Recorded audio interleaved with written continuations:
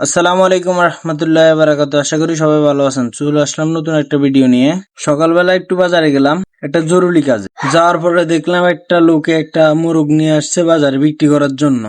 মোরগটা দেখে আমার খুবই পছন্দ হয়ে গেল, কারণ আমার দুইটা মুরগি আছে, একটা মোরগ দরকার ছিল। তখন আমি লোক থেকে মোরগটা কিনে নিয়ে আসলাম বাড়িতে।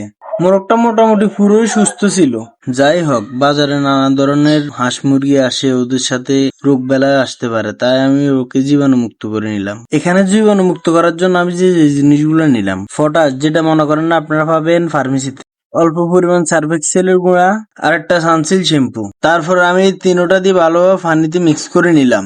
ডোলে ডোলে ভালোভাবে ধুয়ে নিলাম, বাকি মুরগির কোনো ভাইরাসে যেন আক্রান্ত না করতে পারে, তাই আমি ভালোভাবে পরিষ্কার করে ভালো পানি দিয়ে ধুয়ে নিলাম। আবার পানি থেকে মুরগিটাকে উঠানোর পরে আমি ভালোভাবে ঝেড়ে নিচ্ছি, কারণ পানি থেকে গেলে আবার পরবর্তীতে ঠান্ডা লেগে যাওয়ার সম্ভাবনা বেশি। ঝেড়ে নেওয়ার পরে আমি মুরগিটাকে খাঁচায় রেখে দেবো। রেখে দেওয়ার পরে মুরগিটাকে আমি এখন রোদ্রে দেবো, কারণ রোদ্রে না দিলে আবার গায়ে পানি শুকাবে না।